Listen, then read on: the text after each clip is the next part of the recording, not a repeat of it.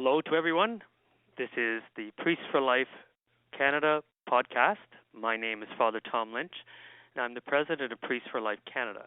Priest for Life Canada is an association of Canadian Catholic clergy, bishops, priests, and deacons, and also lay people who promote and defend the sanctity of human life from conception to natural death. We work to support, inform, and empower Catholic clergy to build a culture of life, and we bring together clergy and all Catholics to fight the culture of death, particularly abortion and euthanasia or mercy killing. In addition to hosting this monthly podcast, the Pro-Life Hour, we also produce informative bi-monthly newsletters, provide clergy homily notes or Sunday Mass readings, provide parishes with free pro-life materials as part of the Just for Life weekend programs, and host special congresses and symposia that bring together both clergy and seminarians. As usual today, I'm joined by my co-host, Father John Lemire. Welcome, Father John. Hello, Father Tom. Great to be back with you today. Before we begin to have our program and introduce our guests, let's begin with prayer. Heavenly Father, you fashioned in your own image and likeness every man, woman, and child. Give us, we beg you, a keen eye to recognize that image so that respect for human life in all its forms may become our way of life, and that together we defend the least among us. Grant this through Christ our Lord. Amen. Well, today we have a great program ahead of us because today our guest is Alissa Golob. Hello, Alissa. Hello, Father. I'm just going to go over your bio, and it's going to be brief and doesn't do true justice to you, but we'll come to that. Alissa is a graduate of Our Lady Seat of Wisdom Academy in Barry's Bay. I'm also a board member at that academy, and of Redeemer University. She's worked previously as the youth coordinator for Campaign Life Coalition, and that gave her the opportunity to speak to literally thousands of young people all over Canada about life issues. She's been featured on various radio and television programs, and I'm just going to mention a few, such as CBC, Global, the former Sun News Network, CTS, etc. Most recently, Alissa and several others have helped to launch a Canadian political group called Right Now, which is focused on getting pro-life candidates elected in ridings all across our country. Alissa is also working towards certification in healthcare ethics from the National Catholic Bioethics Center in Philadelphia.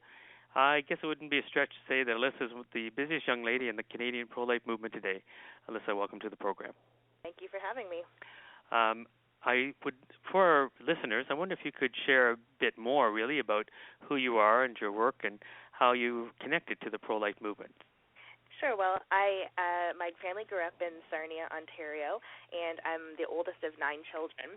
And one of the stories that I like to tell when I begin my talks, when I travel across the country, is that there's actually a greater age difference between myself and the youngest in my family, Mary, than there is between my mom and I. So Mary and I are 23 years apart, and my mom and I are 19 years apart. And it's because when my mom was in her first year of university, she experienced an unplanned pregnancy. And she came from a large Catholic family. She didn't want to tell her parents right away. She didn't want to tell my dad right away. So she went to the hospital by herself to confirm that she was, in fact, pregnant. And the doctor came into the waiting room, and he said, yes, you are pregnant. And the very next words out of the doctor's mouth were, I'm pro-baby and everything, but I can schedule you an abortion.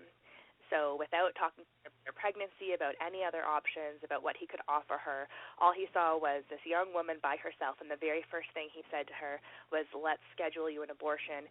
And worst of all, even after acknowledging that, her unborn child was a baby. So I didn't know that story right away, but I really do believe that it was kind of a driving force behind why I, amongst all the siblings, was the most pro-life and wanted to work full-time in the pro-life movement. So when I graduated university, I really tried to look for a job to work full-time in the movement and got hired on by Campaign Life Coalition, which gave me really great opportunities to travel across the country. I went to the United Nations. I have been one of the main organizers of the March for Life and Youth Conference and Youth Banquet for 5 years. And just last year, I partnered with another pro-life organization, the Canadian Center for Bioethical Reform, and we did the No to Trudeau campaign. So we got a big bus with Trudeau's face on the side of it and an X on it, and we traveled across. That was a hard thing to have to live with. And we traveled across the country speaking in 9 different provinces and 22 locations to A, get people to deliver over 1 million postcards against Trudeau, and B, to get pro-lifers tapped into volunteering and campaigning for pro-life candidates against Trudeau as well. So those are just the main things that I've done and kind of why I began and what my upbringing was. And I've been very blessed to be able to have these opportunities, and I'm very excited and passionate about this new organization right now because I really do believe that there's a void in the pro-life movement. We have all these educational groups that are changing hearts and minds all across the country, and then we have the lobby groups like We Need a Law and ARPA who are working with pro-life politicians within the government to put forward pieces of legislation and ask people, pro-lifers across the country, to lobby them and visit them and try and change their mind or sway them on this issue. But we have no organization that is focusing on nominating and electing pro-life candidates. And so if we're not trying to get those butts in the chairs in the House of Commons to actually vote for this pro-life legislation, we're going to go another 40 years without it ever passing. So I think this is an essential element of the pro-life movement, and I'm very excited to work in this area. Father John? So tell us a little more, though, about then what Right Now is doing, and kind of you're still in your beginning stages, but share with our listeners some of the work that you're already doing. Well, one of our goals is by the 2019 election to have groups of at least 20 people in every single riding across Canada so that when those nominations happen and when those elections happen for the upcoming federal election, we have enough pro-lifers to tip the scale in our favor during the nominations. So we actually have an official candidate for whatever party be pro-life, and then conversely have those people door knock or volunteer or stuff envelopes or whatever the candidate needs during the election to win their seat. And I know a lot of people think, well, I don't know anything about politics, and that doesn't sound like something that I would be interested in doing. Scott, my co-partner and co-founder, he was involved in politics since he was 10 years old. He bought his first party membership when he was 14, but I was not ever involved in politics. I have to be honest, in university I didn't even know the difference between an MP or an MPP or an MLA or whatever. I just was not interested. I was pro-life because I wanted to save babies and help women, but I did not want to get involved in the political arm.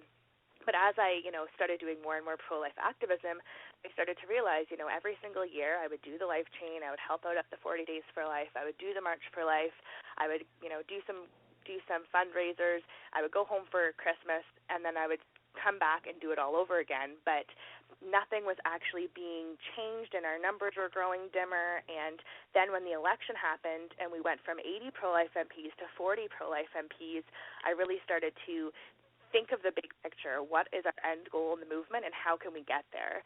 And I firmly believe that one of the fastest and most effective ways that we can get there is to educate pro-lifers on how simple it is to buy a membership to a party and just show up one night and vote in a nomination for a pro-life candidate. In my hometown riding of Sarnia, Ontario, we had kind of the most ideal candidate of all time running for the Conservative Party.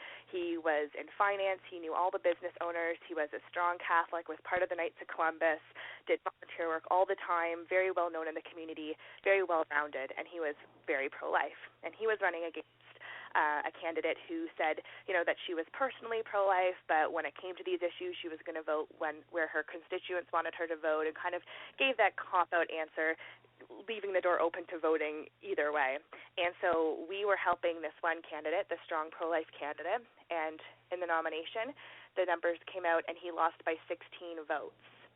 Now, you only have to be 14 years old to vote in a nomination, and I'm the oldest of 9 children. Half of them are over the age of 14. All it took was 2 families the size of mine in just one riding to get this guy to win the nomination. So I don't think that pro-lifers understand how easy it is to sway, to tip the scale in our favor just by showing up to vote for these important candidates. Wasn't it Woody Allen that said 80% of life is just showing up? Exactly.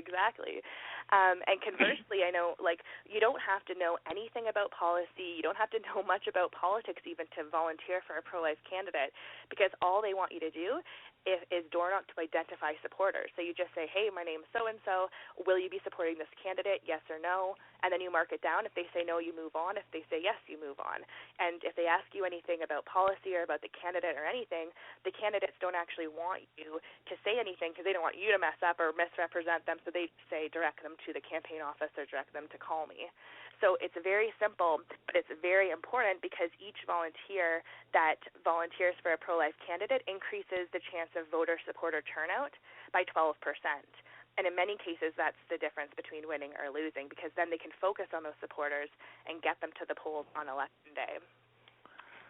That's impressive. I think one has to ask, though, what are some of the barriers that you see to doing that perhaps you're seeing right now? Well, some of the barriers, there are a few. I think, firstly, I think we have to kind of get over this block of people not wanting to be involved or kind of getting out of their comfort zone and becoming involved in politics. But, our goal, that's our job, to really making it simple for them. And one of the ways that we did that is through the launch of our new website. We have a Get the Facts page where people can find out anything about the Canadian parliamentary system, and a very small, succinct, it's like one paragraph about each thing. And then at the bottom of the page it says, well, how does this affect pro-lifers? So everything we've written is completely conducive to the pro-life movement and to speaking to pro-lifers about this issue and how it impacts that issue. Mm-hmm. So I think kind of getting over the hurdle of getting well-intentioned and ambitious pro-lifers across the country to tap that energy into the nomination and election process. Another barrier, I think, would be, some parties don't want pro-lifers in their party, and their pro-lifers come in all shapes and sizes, and all ethnic backgrounds, and all religious and non-religious affiliations, and above all, it transcends party lines. So we've had ardent liberals come out to our talks across the country so far, and we have to kind of speak to them in a different way, but it is still possible to remain in those parties. It just takes a little bit more work. So finding strategies that will work outside of the Conservative Party that does freely allow pro-life candidates, and bringing up strategies to allow pro-life candidates in other parties as well. That is a difficulty, though. I mean, how about if you tell us what is the website right now, so the people that are listening while they're talking, can go online and find it? The website is www.itstartsrightnow.ca. Okay, so all one word, it starts right now. Yeah? Yep. Now, one of the difficulties there, I think, though, is that we live in a society where people have to go and find the information. They have to go and get that instead of having a newspaper delivered to their door, or turning on the radio, or turning on TV and having it in their face. And certainly, as anyone that's listening here would know, the idea of the new media, not so new now, but the new media, such as we're on right now, is one where people have to search it out. How do you find that as a problem, or as perhaps an opportunity? I definitely feel like it's an opportunity because we have the means to affect way more people and to communicate with way more people than ever before. And, I just think of, the database management system we use is called Nation Builder, and a lot of politicians in North America use it because when the database is it's linked to our social media accounts. So when somebody likes or shares or comments or whatever on our page, those people go automatically into our database, and now we can communicate with them because we know, this person's interest is helping pregnant women, or this person's interest is with this party, or whatever the case may be. So we are, through simple boosting on Facebook or getting, people to participate in tweet fests or tweet-a-thons or whatever the case may be, we're able to reach more and more people that we had never been, could never reach before online. And I think it's a huge opportunity because, whereas before when you had to kind of go out and find these people by doing talks and whatever, which is still important, you're able to reach way more people in a simpler way online and through the new media. So I definitely think that it's a positive element if we use it correctly. And I also think that it's one of the reasons why the Liberals are so successful, because they are very good on social media, and they're able to reach a whole new age demographic, that millennial demographic that a lot of them never had voted before, and they got so many new votes, which actually helped them win the election in the end.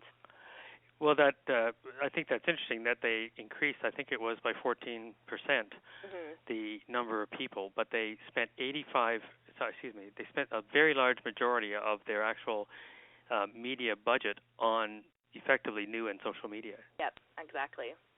And so they that trend continuing. There was recently a story of how the PMO's office has, just astronomically doubled and tripled the amount of money that they're spending on social media to promote the Liberal Party and the Liberal work. Mm-hmm. I mean, one of the videos that we actually use in our presentation to convince people that campaigning for a pro-life MP is effective and easy is by using a really good video that the Liberals did on explaining how to volunteer and getting people of all different age demographics talking about their experiences. So they do a fantastic job, and it's something that other parties should emulate if they want to win, and also the pro-life movement as well. I mean, this is going to betray my age, but I can remember, desperately trying to work to assemble a newsletter. It was really hard. Yeah. You were stuck with mistakes. It cost a lot of money and an enormous amount of time, and you were constantly getting wrong mailing addresses, right? Yes. And you reached it's at one time with thousands of people, but that was such a monumental task getting that information out there that really it sapped us for doing other work. Yeah, and I think, even now people, we are talking to people who come to our talks, and they say, I'm so happy that you didn't email us, because a lot of the times emails would get lost or go in junk mail, or they get so many that they don't pay attention. And so what we've really strongly started to do, and not on a regular basis, but just when we have something very important, is to do text blasts, because people look at their phones, they get a text message. If it has simple information as to where a talk is, if they signed up, or if there's a pro-life candidate in their community, they appreciate other forms of getting this information, whether it be online through social media or texting. So, I mean, the medium is constantly changing, and I think we really need to keep up with that if we are able to reach as many people as possible. Father John? And I think that what you're saying, is showing all over the map in various organizations and causes. And as the pro-life movement, we also need to be able to use those to spread the word. And that means that we've got to keep trying new and creative ways to share the message and rally the troops and get people out. As you're doing the work that you and Scott are doing, can you talk to our listeners a little bit about where you see the current political landscape and what's happening vis-a-vis with the pro-life movement? Well, I mean, one of the stories that we always like to tell is, after Obama was elected in the States, the pro-life movement across the U.S. was able to pass over 200 pieces of pro-life legislation despite the fact that Obama was president. And the reason why that was, talking to pro-lifers there, was because that really lit a fire, because they had such an ardently pro-abortion president that more people became involved in the movement to combat that. And I think I feel that this is happening in Canada as well, although some of us kind of want to throw up our hands and be like, what's the point? He won't even allow pro-lifers in their party. I think it's a call to action that, yes, he won't allow pro-lifers in the party, so what are we going to do about it? Are we going to sit back and let those who don't agree with us make all the decisions for us, or are we actually going to get involved strategically, effectively, and in a way that will produce the most amount of results? And I think that's what we're starting to see. And so I see more pro-lifers being more interested and wanting to get involved in the political arm of the pro-life movement. And I do see a great opportunity for that, because many really amazing pro-life MPs did not win their seat again. And one of the examples we like to use is Lawrence Tote in Elmwood, Transcona in Manitoba. He lost his seat by, I believe it was 62 votes.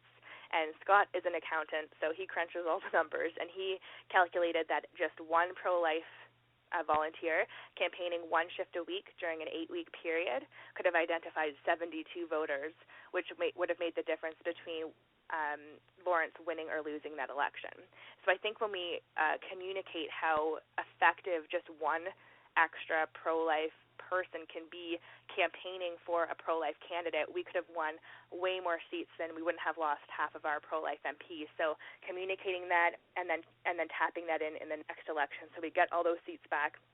We ultimately get the end goal of 170 pro-life MPs in the House of Commons, because once we get the majority, which is 170, we don't need to elect all 338 to be pro-life. We just need that majority. We will start passing those pieces of legislation. So I think it is promising for the future, and I think that in an indirect way, Justin Trudeau is helping that.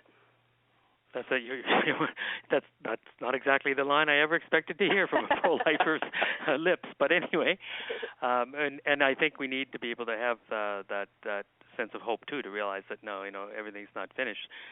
One of the questions, though, that does come up is to say, how do we effectively change strategies within the parties? Because, yes, we had the Conservatives there. Yes, we had a significant number of pro-life MPs, but they were completely emasculated and rendered impotent by the refusal of the Conservative leadership to touch the to touch the abortion issue at all. Yeah. And when private members' bills came up, right down from the PMO, from the Prime Minister's office, they were told, don't vote for this piece of legislation. And we know that some people were sidelined, not people perhaps such as Jason Kenney, because he was a strong enough member and minister in his own right, but they got nowhere. So how do we not just elect the numbers to the House of Commons, as big a job as that is, but also start to effect change from within the parties? Well, I think we also have an amazing opportunity, with the Conservative Party next year, because they are undergoing a federal Conservative leadership race. So we have 2 registered candidates so far that have a 100% voting record, that are very strong pro-lifers, and one that hasn't announced his intention to run, Pierre Lemieux. So we have Brad Trost and Andrew Scheer, both from Saskatchewan. And if Pierre registers and he runs, then we'll have 3 very strong pro-lifers to run, and a few of them actually have the chance to win. They have the winnability. They're bilingual. They're well respected within the party. So as pro-lifers, whether you vote Conservative or not, I understand some people don't, which is totally fine, and we need pro-lifers in other parties. But if you buy a membership, even if it's just for a year, I would really encourage you to do that, because then you can help the decision as who will be the next leader of the Conservative Party and ultimately become, the next Prime Minister, because there's only 2 parties that have ever become won the majority or won, the prime ministerial position in Canada, and that's the Liberals and the Conservatives. So whether it's in the next election or the following election, that person more than likely will become the next Prime Minister. And if we have a pro-life Prime Minister, then who allows his cabinet to vote freely for pro-life motions and bills, who gets a pro-life cabinet, appoints a lot of people, a lot of pro-life MPs to the cabinet, and most importantly, appoints pro-life senators, so that when the bill passes in the House of Commons and goes to the Senate also passes it. That is essential to passing pro-life pieces of legislation in the House of Commons, and it can be done right now because of this Conservative Party leadership. So I would really encourage people to get involved in that, because we can win, and it can really change, the future for the pro-life movement. Lisa, what about the other 2 parties? Well, there is an NDP leadership coming up, and I think that Peter Julian, an MP, is expected to run, but nobody has stepped forward yet. No. So we'll keep an eye on it. And with the NDP party, although there might not be any people who are against abortion fully or whatever, there are people who are against euthanasia within the NDP party. So kind of working on that. If we can get someone who is elected the leader of the NDP party who is, anti-euthanasia, get them, try and get the most pro-life person elected in that party. That's a positive thing. And with the Liberals, we have an opportunity too, because they just announced that their membership fees were $0. So you don't have to pay $10, $15, $25 to become a member of the Liberal Party, which presents an opportunity for people to become members, join their boards, go to convention, and then, implement policies. Yeah, it's quite odd that the Conservatives seem to be going the other way, upping the price. I mean, it's still relatively nominal, but it is an odd way to go. Yeah, absolutely. Yeah. One of the difficulties, I think, is that for people to be involved in the party, it does mean that is a real involvement. It means, going to policy conventions, putting in the time in the local constituency or riding associations, right? Well, I mean, bare minimum, every single pro-lifer across Canada, we've crunched the numbers, and there's over 5.5 million registered voters that are somewhere on the pro-life spectrum, but there's definitely not 5.5 million pro-lifers who are making that one of their issues during an election. So it's our job to identify them and intensify them.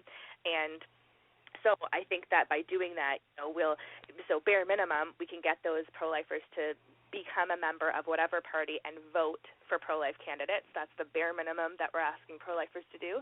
But alternatively, if people want to get more involved in politics, then yes, we ask them to join their board of directors, which, they only meet once a month, and you have a lot of power as to who will pass, the test to become the nominee for that riding and also become delegates at convention. And convention only happens, 2 to 3 years. So yes, it's more of a time commitment than voting, but it's not anything huge, and you don't have to rearrange your life to do it. Father John? And in talking, though, about the Liberal Party and trying to work within the party, within the system, what about Mr. Trudeau's position basically saying that pro-life candidates are not welcomed into the party and cannot be candidates? Well, there's a couple things that we say when people ask us that. The first is I think many people don't realize that, let's take, for example, John McKay, who has always voted pro-life. I've known John for many years. He's a pro-life Liberal, and at first Trudeau said he would be grandfathered into the Liberal Party so he could actually still vote pro-life, and then a few weeks later he said, no, all pro-life Liberals have to vote pro-abortion or pro-choice on these issues.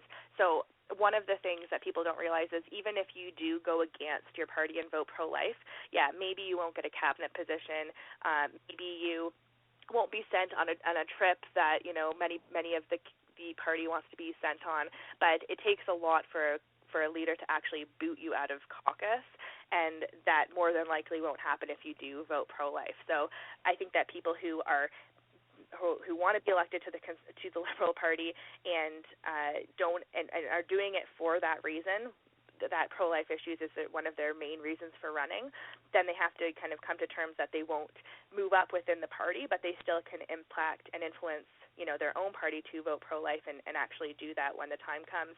Because the best form of lobbying is not just pro-lifers visiting their MPs, but it's actually getting pro-life MPs within the House of Commons to lobby their own party members and to have those meetings and talk with them and get them to vote the right way. So I think that's one way, that's one thing to understand if you want to run for the Liberal Party or you have a pro-life MP who is, in the Liberal Party. But another way is to, join the party and is to become a delegate, go to convention, and put forward party policy that would allow pro-lifers to run in the party.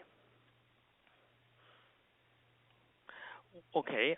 One of the things that this is going to seem very esoteric to some of our listeners, but there are one thing that's been happening right now, and one thing that may be happening, and the first that is happening is that the Senate is rapidly changing, and not what most people who are listening may not realize is that we can actually have legislation that's initiated from within the Senate, and then it goes back to the House of Commons. Have you or Scott or any of the others who are working and leading right now really done some thinking about what kind of initiatives or what kind of possibilities there may be from this newly changing Senate?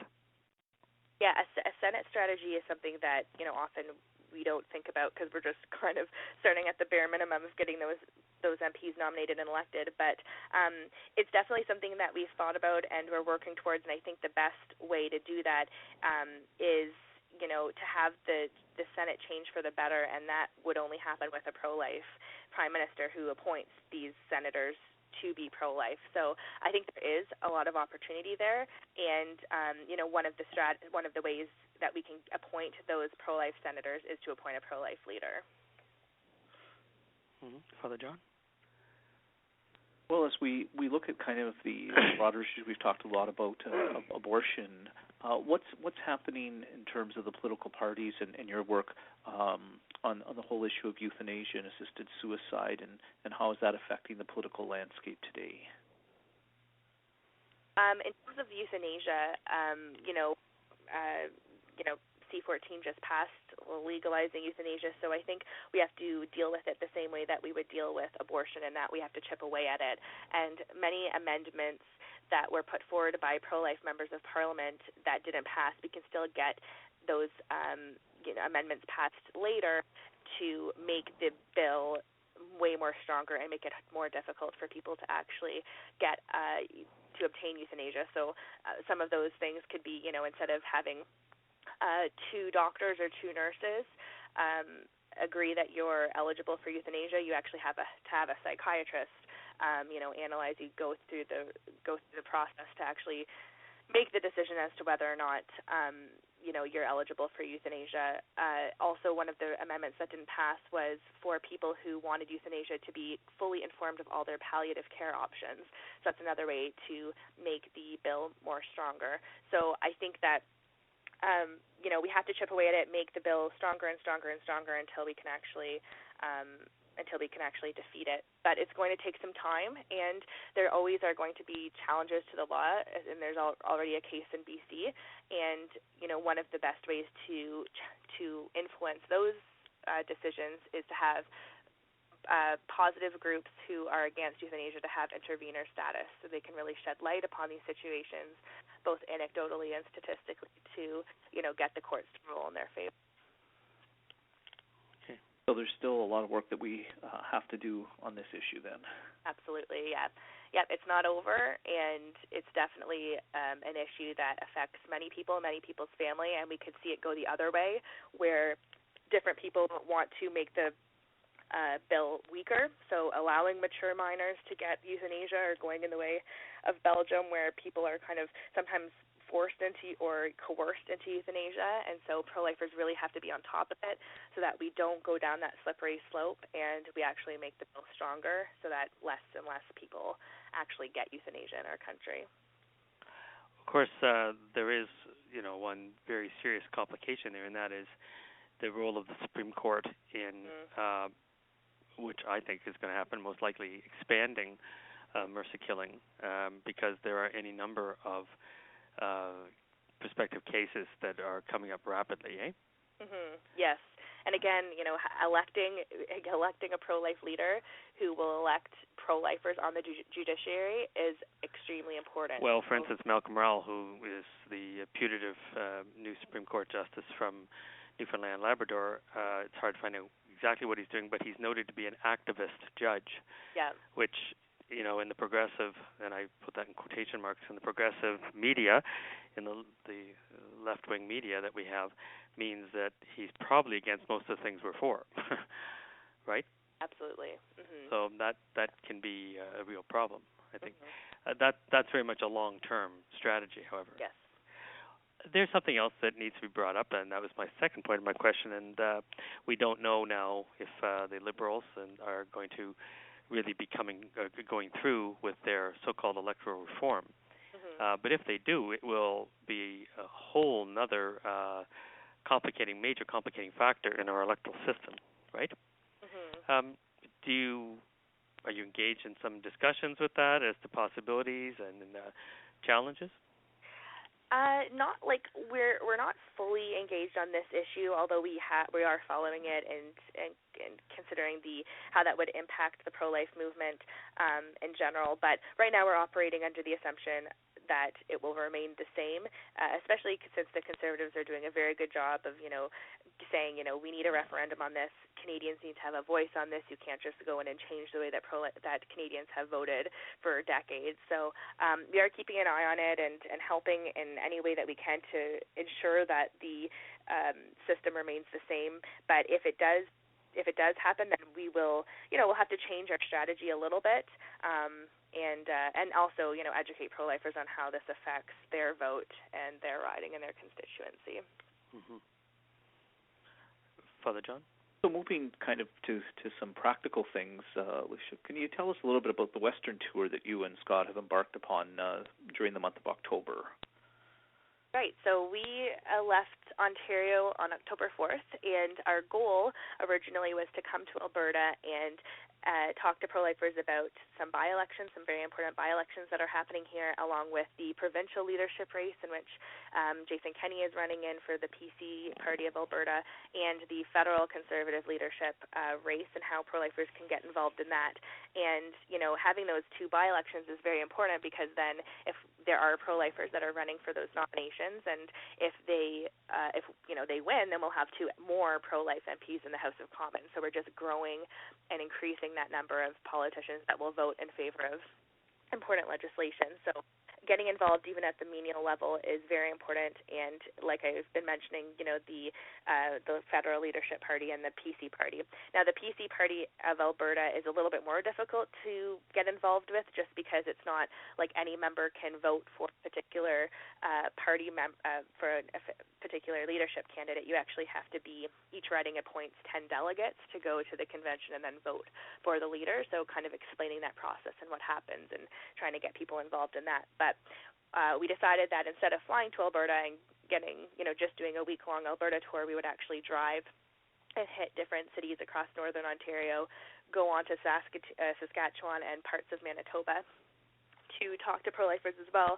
So it's been very encouraging, and it's really great because, both Scott and I are in Ontario right now to meet with pro-lifers. I already had an amazing opportunity to meet many of them last year during the No to Trudeau campaign and kind of talk to them in a different way and get them involved in that nomination and election process. And we've had a great response. Many people who are pro-life and are just sick of losing politically, are sick of having no pro-life bills or motions passed in the last 40 years and want to implement change and impact that process, come out. And it's been very positive, and we have a very strong, I think, presentation that really engages with pro-lifers.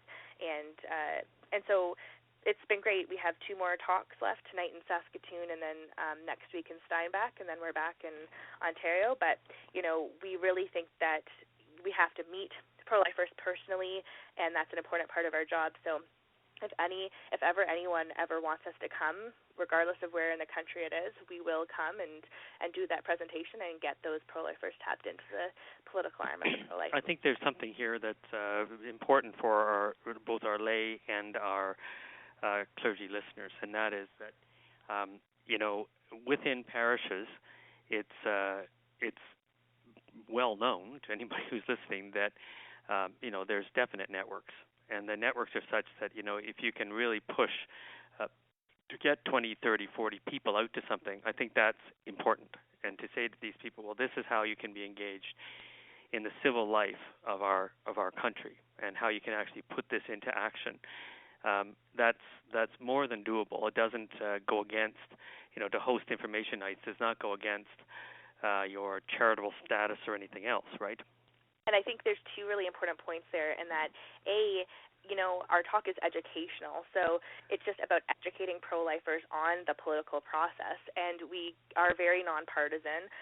We talk about all different parties and all different candidates and all that kind of thing. And B, if you have a pro-life event like the Life Train or something, and you get out 10 or 15 or 20 people, you might think, oh, we don't have anybody out, it's not a good turnout. But if you get 10, 15, 20 people out to a campaign office, it's monumental. It is, the politician or the candidate is extremely thankful, and it's hugely successful in building that political capital for the pro-life movement. So no group is too small or no group is too big for the political arm, and we'll literally come out and talk to anybody that, people can provide us with. Mm-hmm. Listen, I've been following on Facebook your Western tour. Can you maybe highlight a couple of places that you've been and some of the stories that have happened with your tour? Well, some of them, one of our main goals is to expand beyond the Catholic Christian circles because, although we need Christians and Catholics to vote pro-life, and that needs to be one of their number one issue, if we ever want to fully engage and all the pro-lifers across Canada active in the movement, it has to go outside those circles. And I see that happening with our tour because we've really focused on engaging with people on all different faith backgrounds or non-faith backgrounds and all different groups. And so, we had one lady come out in Calgary who was a staunch liberal, had been voting liberal her whole life, and is very active within the party. And so, but very, very pro-life. And, at first she said, give Justin a chance. And then now she's just completely convinced that he is the wrong leader for the party. And so kind of discussing with her strategies and talking to her about the Liberal Party. We've had Mormons come out. We've had all different types of groups. We've had Muslims come out and stuff like that. So to give them the tools that they can go back within their communities and bring people on board to the pro-life movement is very encouraging. And I think probably the most successful thing with our tour is that one of the things that we really push for to people do is door knocking, our door knocking campaign. So it's very, very simple. You just need a small group or a minimum 2 people to go door to door, and we want to identify pro-life voters. And we do that by asking them to sign a petition, and the petition changes depending on what province they're in. But the main petition that we use is one that calls on the government to restrict late-term abortion, and we use that one because it's something that all Canadians can relate to, and majority of Canadians are against this. And so we ask people to sign that petition, and while they're signing, we ask them where they think the law should be on abortion. And if they say 0 weeks, then we have their contact information. We've identified them in that riding. We know that they're pro-life supporters. And if they say 6 or 12 or 20 weeks or whatever, we know that we have to target them to intensify their votes and make it so that they're fully pro-life. And then if they say no, they don't want to sign the petition, we also keep track of those houses, because then we send those houses over, or the addresses over, to the educational arm, like the Canadian Centre for Bioethical Reform, and then a few months later they'll target those houses and have those conversion door-knocking conversations, which they're so good at. So it's about the pro-life movement working as a well-oiled machine, and taking all those newly identified pro-life supporters, tapping them into the pro-life movement, and taking all those non-pro-life supporters and giving them over to the educational arm so they can do what they do best and change their hearts and minds. So this is one of the easiest things that we can do between election cycles to build that pro-life supporter base within different ridings. And I've been doing pro-life activism since I was 13. I was almost punched in the face for doing, writing in sidewalk chalk. So I've had very aggressive people come out no matter what type of pro-life activism I've done. So with this door-knocking campaign, it's very simple. We're not there to change people's minds, because that's what the educational arm does. It's what they do best. We're just there to identify pro-life supporters. So it's very easy, and I've never had one single person get mad at me so far. They'll say no sometimes, but they won't get mad at you, and then you just move on. And so it's very effective, and we've had a lot of success doing that and finding other pro-lifers in different communities. One off the top of my head was in Mississauga area, where we had a Muslim gentleman, and he was so excited that he invited us to come speak to his community about this issue. So we're planning that right now. So it's very important. The best way to find pro-lifers is to actually go to their door, and that's what we're doing. And as you said, that follow-up is also so important. So often in the movement, we've tried to get petitions or do this, do that, but then we don't necessarily always do that follow-up afterwards, and that charting and monitoring and that, really mine the data. Yes, absolutely. Exactly, and that's something that we know when we do can have great results. Absolutely. There's another aspect, of course, with the whole rise of new social media, and that is we don't tend to lose people as easily, right? Yes. In terms of being able to, somebody moves, somebody does this, somebody does that.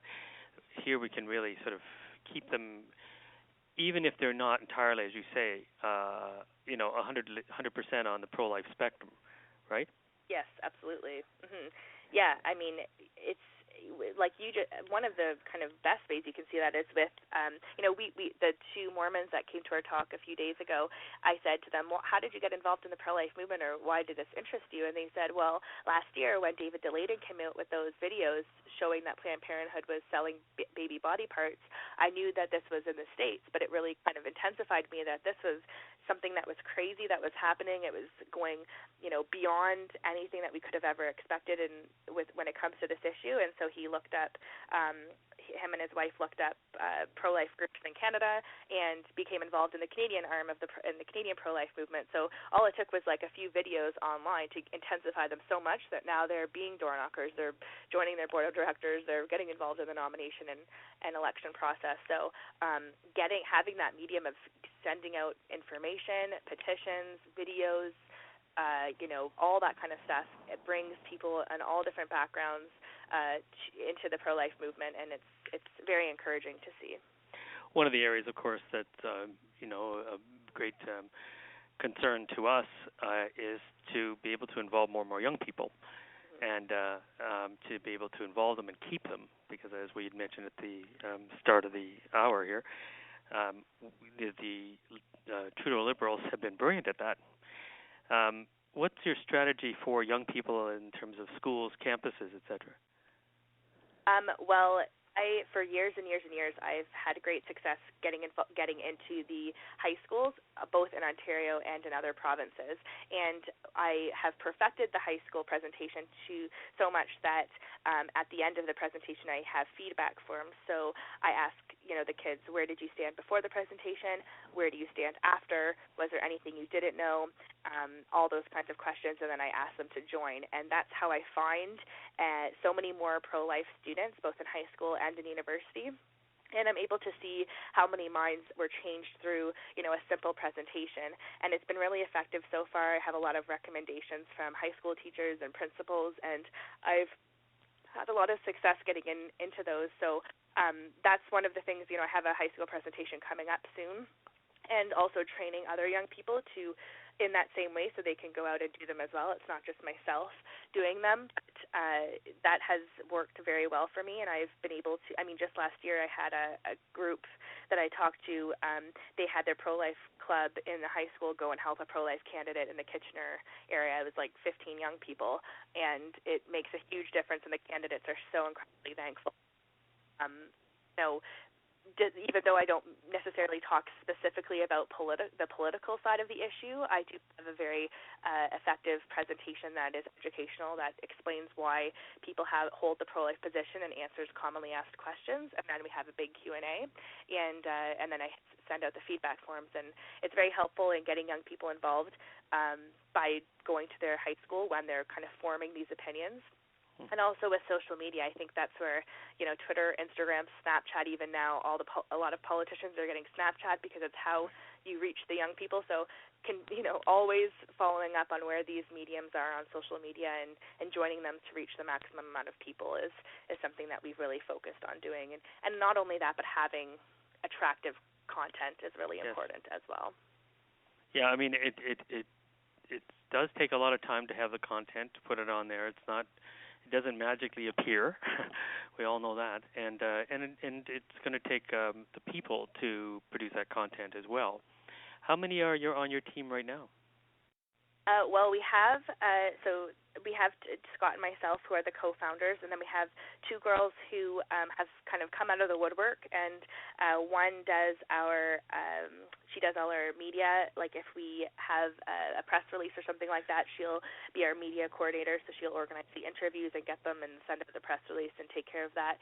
And then another girl has come out and works part-time on our database, so keeping up the database, getting more people involved, making sure that information is all up to date. These girls have come out and wanted to work for us despite the fact that we have been unable to pay them so far, but they're so inspired by what we're doing and just getting involved in this element of this area of the pro-life movement. It's been fantastic, and we look forward, we just launched our website, so we look forward to, coming to the point where we can both pay ourselves salaries and also these young people who want so badly to work in the pro-life movement and are doing it for free right now until they actually can get paid. So, which brings us to a pragmatic question. How can our listeners support you?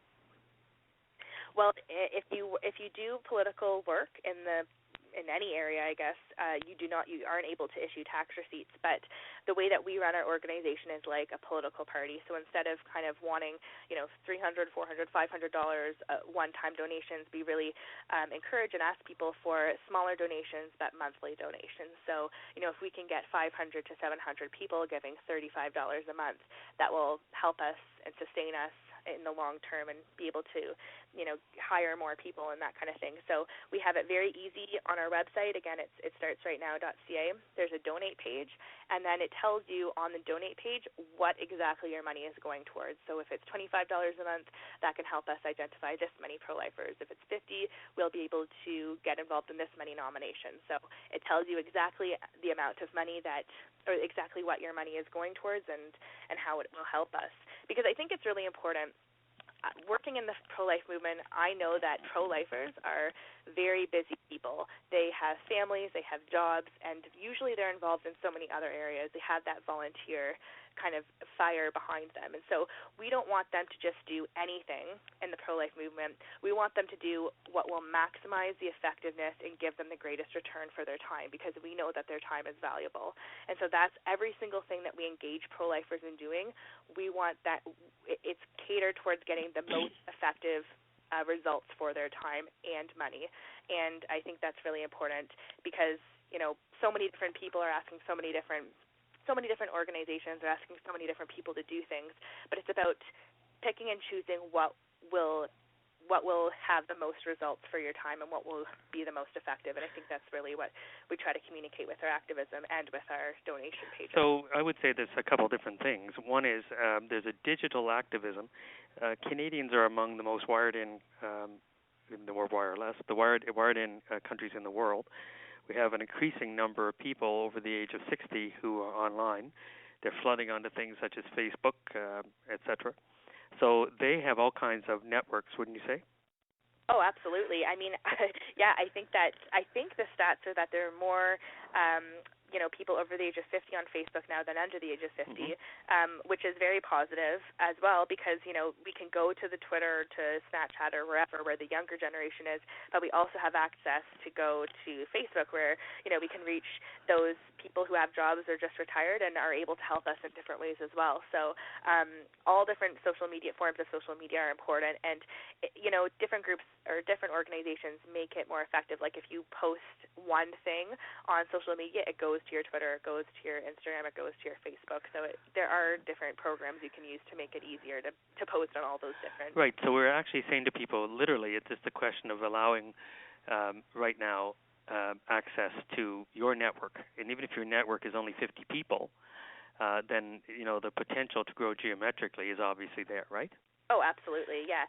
And so that digital activism is exceptionally important. Sorry, go ahead. Yeah, absolutely. And like I said, if you share one of our things on your wall, and then those people in your network like it, then they'll go into our database. So it's just even a small matter of sharing something, and we get access to those people in that network. So it's definitely very important. Yeah. So that's just one aspect of the digital activism. The other is, of course, this the idea of I think, being able to act as, shall we say, cheerleaders for right now, right? To be able to promote them by sharing it, etc. Yeah, right? Absolutely.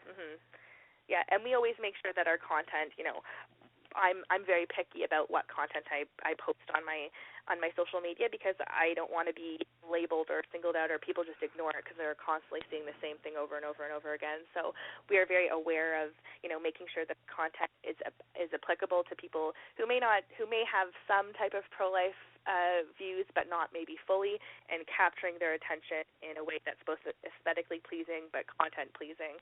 And so we really do take time and effort to post valuable things on our social media. So, I would really recommend people to check it out. And then the other is, of course, that when it comes to actual activity in terms of, becoming a member of whichever party, right? Yes.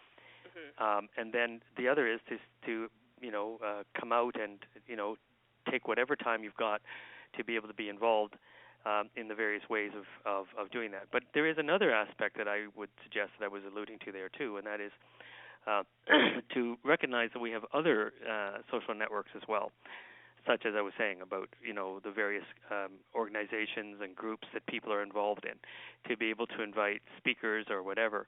I wonder if you've ever considered the idea of, well, if you can't get there in person because there are only so many of you, to be able to have something like Skype presentations or something. Yeah, and one of the beautiful things is that we're partnering with other pro-life organizations across Canada who are asking us to meet with their members to do workshops on how to use the website or how to effectively nominate and elect pro-life candidates. So, using online to affect and communicate with pro-lifers all across the country is something that we will be doing in future, and people can find out when and where and how to get involved in that by joining us on our website or checking us out online as well. Great. Well, it sounds like lots of very interesting and exciting stuff that's coming up with your group. Just as we're closing our show today, just remind our listeners once again of your website and how they can get in touch with you. Sure. Our website is www.itstartsrightnow.ca. So I would, when we'll certainly link that on our website as well, and we would like to really encourage our listeners and all your people that you know to encourage them to go to the website and to really see what I think is one of the most exciting and powerful initiatives that we've seen in the pro-life movement for many, many years. So I would, as I said, I'd strongly encourage you to do that. And Alissa, I'd like to assure you and Scott of our prayers and our support as well. Thank you so much, Father. I really appreciate you having us on. So let us just end by saying that we hope to continue this podcast, and we're doing it via our own means and methods now, but we'll continue it on in terms of a monthly podcast, and you can access this and other programs on our website as well. We want you to be sure that supporting Priests for Life Canada is open to everyone, clergy and laity alike, because we're not underwritten by any organization. We rely upon the generosity of all Catholics. So please consider making a donation to Priests for Life Canada today. And if you wish to donate, you can do so on our website at www.priestsforlifecanada.com. That's all one word, priestsforlifecanada.com. Or you can telephone us at 1-888-300-2007. That's 1-888-300-2007. So Priests for Life Canada is a registered charity, and as such, we can issue income tax receipts for all donations. We'd also like to send you our newsletter that we issue 6 times per year. It will keep you informed on pro-life issues from across Canada. So let us now end the program with a prayer. God of power and might, wisdom and justice, through you authorities rightly administered and laws enacted and judgment is decreed. Assist us with your spirit of counsel. Assist with your spirit of counsel and fortitude the leaders of our nation, and may they always seek the ways of righteousness, justice, and mercy. Grant that they may be enabled by your powerful protection to lead our country with honesty and integrity. We ask this through Christ our Lord. Amen. That sums it up for today. Please check our website and Facebook page regularly for updates and new episodes of this, the Pro-Life Hour. God bless you, and we'll see you then.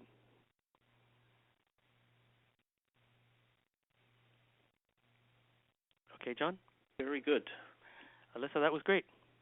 Yes, thank you so much. That was really great. And we still have to get back to you about trying to write those articles for us so that, we can throw some money away, right? Yeah, absolutely. Just anything. And to see about some of the basic projects and the rest of it. So I'll have Tom get in touch with you on that, okay? Sounds good. Okay, God bless. Talk to you God then. bless. Okay, bye-bye. Take care. Father Tom, can you stay on Yes. for a moment? Tom, are you on? I'll sign off now. Okay, thanks, Tom. All right, guys. Can you stay on, Father Tom, for a minute? Yep. Okay, I'm just going to take the recording off. So, Tom, you can access then the recording. I think he's gone.